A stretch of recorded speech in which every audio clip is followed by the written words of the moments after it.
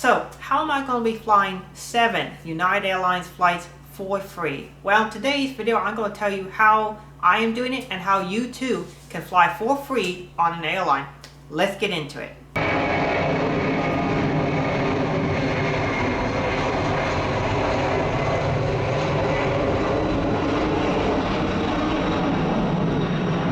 What is up there, everybody? Citrus Aviation here for yet another video. Today, I'm going to talk about how I am flying for free on United Airlines. I've already flown several times on United Airlines for free, and I'm doing it again, another 7 flights. And I'm going to talk about how I do it, and hopefully, if you all want to do it, you can do it as well. So we're going to get started by talking about the first several flights I've taken, and I am going to do specific videos on them, but I'm just going to quickly mention them here right now.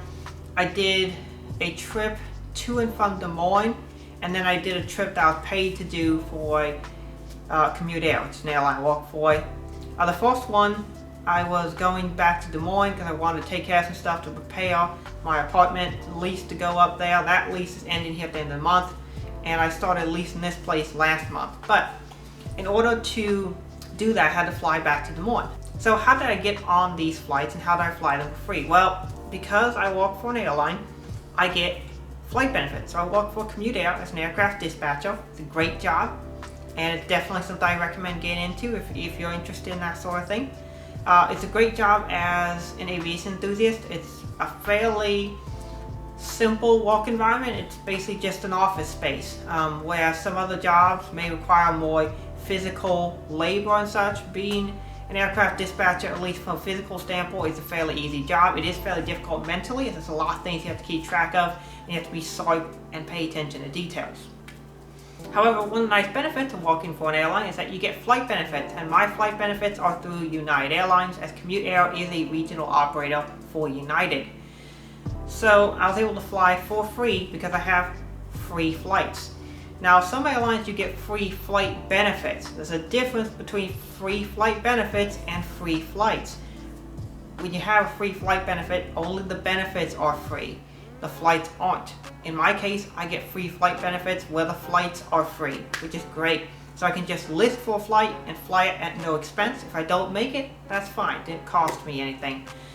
Usually with airlines where you do have to pay a small Z fare or a yield fare to fly on them, if you don't make the flight, they'll refund you, so that's pretty nice. But it is nice to be able to just book myself on a flight, and if the seat's available, I'm on the plane, which is great. So the very first flight I took was a flight from Cleveland to Chicago, 737-800. I had a window seat for that one. It was a great flight.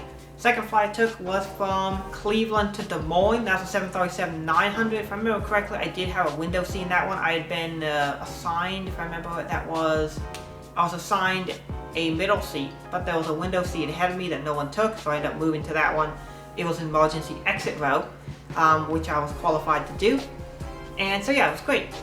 Great flights on United, and then on the way back, I couldn't fly directly to Cleveland from Chicago. I did take a flight from Des Moines to Chicago. I just barely got on that one, and it was in a middle seat. So keep in mind, when you fly standby, you won't always get the seat you want, but it doesn't cost you anything. So that is something to keep in mind. I was in the middle seat in the exit row, and it's interesting that United puts a lot of their passengers that fly standby in the emergency exit row. But the nice thing about that is those rows have extra leg room, so they're a great experience in my opinion.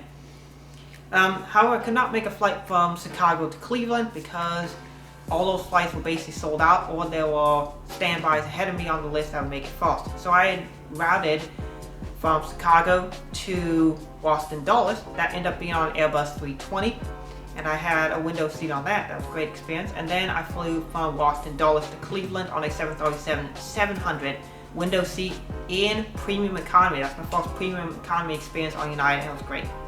Seat 8 Alpha for that one. And then I flew another 6 United Airlines flights, and this was where I was doing my jump seat time. I'll have a special video on that, on what jump seating experience is like. But on this one I flew positive space, which basically the difference between positive space and a confirmed ticket, you get a seat that is not booked by a regular revenue passenger. So yes, you're guaranteed onto the plane, but it's kind of like standby in some cases where you get a seat that's available. If that makes sense, hopefully that makes sense. Because usually when you book a normal revenue ticket, you pick your seat. Well, when you're positive spacing, you have a seat, you're getting on the plane, but your seat is not assigned till the time of the flight. Now some airlines, I think some airlines will actually assign you a seat at the time you book for a positive space, but United Airlines, your seat is assigned at the gate, even though you're guaranteed to make the flight.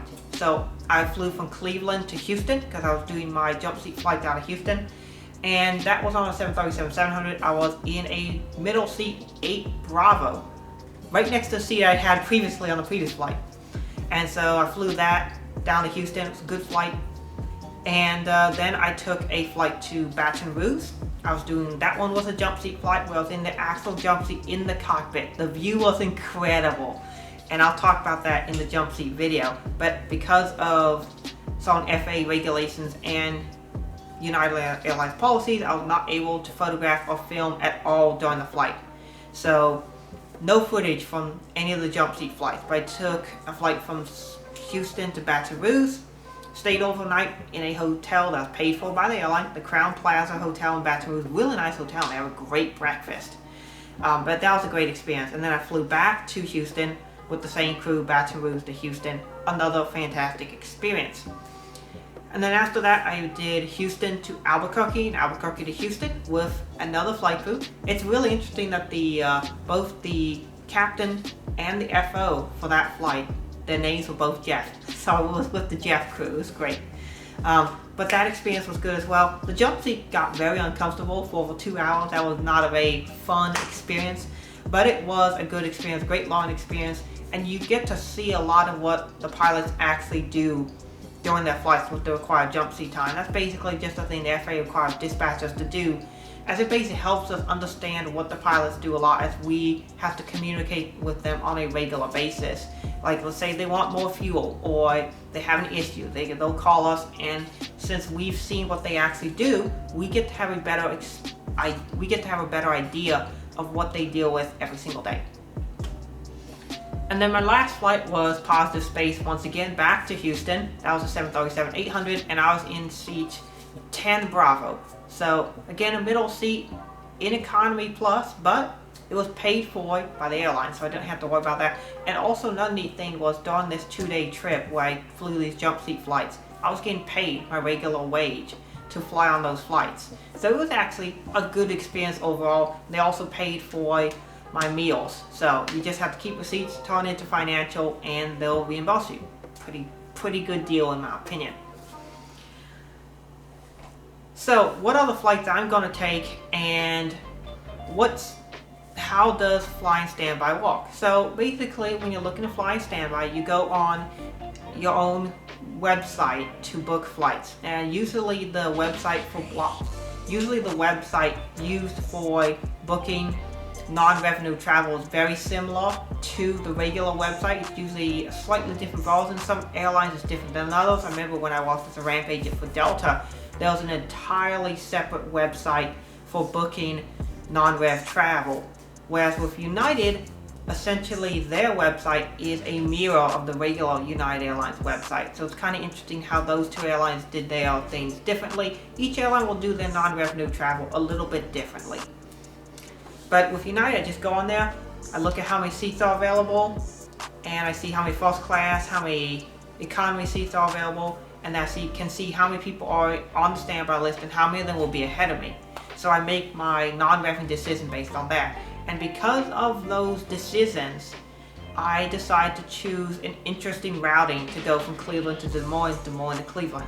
And for those of you who wonder, hey, why are you taking these flights? I'm doing it because I have an orthodontic appointment.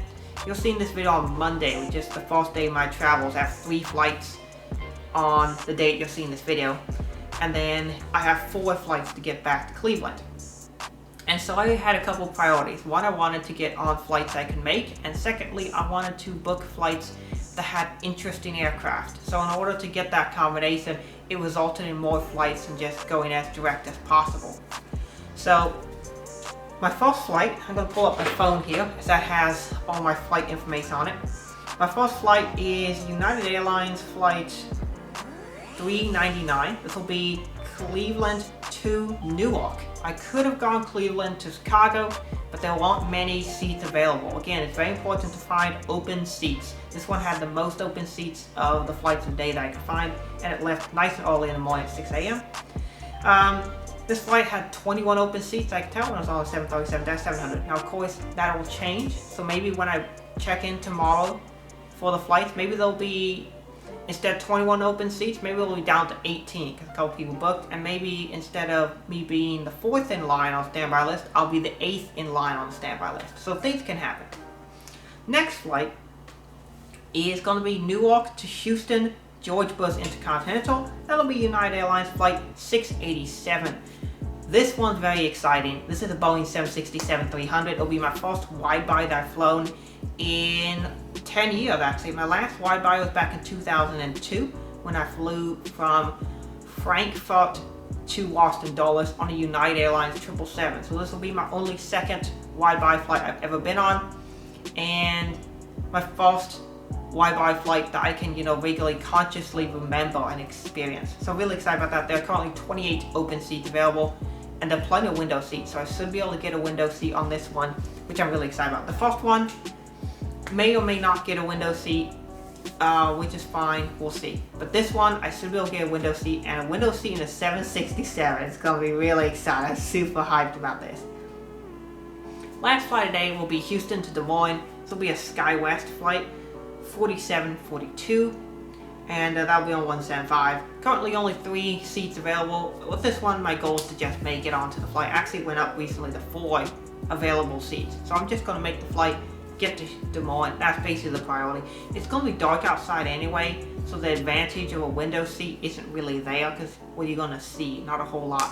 But keep in mind, when non-revving, sometimes you won't get a window seat. It just is what it is. So that's the reality that you live with. Now, my last 4 flights, going from Des Moines back to Cleveland, I should be able to get window seats on every single one of these flights because there are tons of open seats and not many people list on the standby. In fact, on the Houston Des Moines flight, I'm the only one listed. On this next flight, where I leave Tuesday evening, I'm the only one listed, and there's 55 seats available. That flight is United Airlines Flight 1129. It's an Airbus 320, Des Moines to Denver. That flight leaves in the evening at 5:08 p.m. It's the scheduled departure time. So that'll be a good flight to get me into Denver. So to get a nice window seat, maybe a premium economy, or what United calls economy plus, maybe a first class seat. There only look to be a couple first class seats available, so we'll see. My second flight is Denver to Houston. Now this one is a red-eye flight. It leaves at 8:56 p.m. and that's on a 737-800. This one has 95 open seats, and there are several people ahead of me on the standby list. I believe I'm 7th on the list, so I'm probably not going to get a first class seat, but I should comfortably get an economy plus window seat, so that'll be an enjoyable experience. Again, this costs no money. You just put yourself on the standby list, and it's great. This flight, tons of seats available. It is a red-eye flight, but it'll be fine because the thing is, non-revenue, you have to pick the flights that'll get you to where you want to go. You can't just book the flights everybody else books, because if you do that, you won't make the flights. It just is the reality of the situation. So, Denver to Houston, it's a fairly long flight, about 2.5 hours, but it should be a good experience, and I'm looking forward to flying. The 737-800s and 700s, which have the old DirecTV cabins, they aren't bad. I mean, you have some form of infotainment on those flights, and they give you free earbuds if you want to listen to stuff. So that's a good experience. But some of the newer cabins with the infotainment are really nice, which leads me on to my next flight.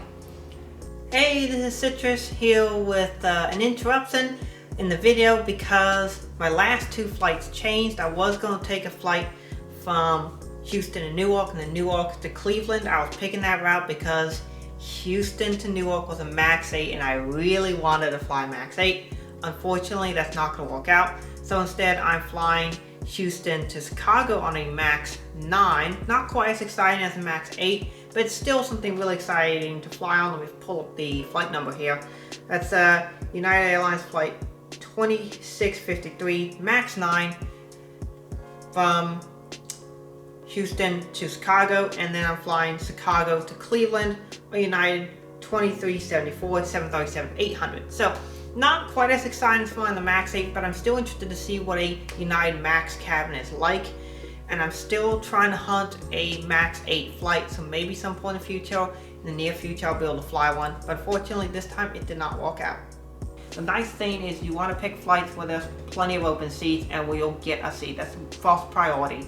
The next one is see if you can get the seat that you want, and it'll be a great experience. So I'm looking forward to flying these flights. Again, this costs me no money. Normally in an itinerary like this, we have 7 seats getting economy plus, particularly on the last 4, I should get economy plus no problem with a window seat.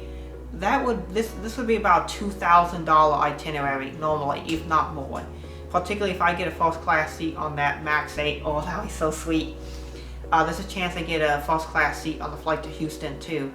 So if I get a first class seat, that'll just automatically, you know, be like extra money. That's like a $500 ticket right there. So being able to do this for free is one of the great benefits of working for an airline, and I highly recommend if you want to fly for free and experience what non-rev travel is like. It can be a bit of a challenge, but it's a great feature and a great benefit in my opinion.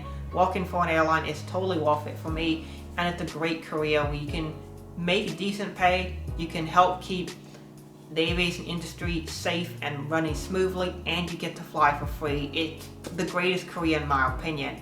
So with that being said, I want to thank you all so much for watching. Have a great rest of your day, and I look forward to seeing you in the friendly skies.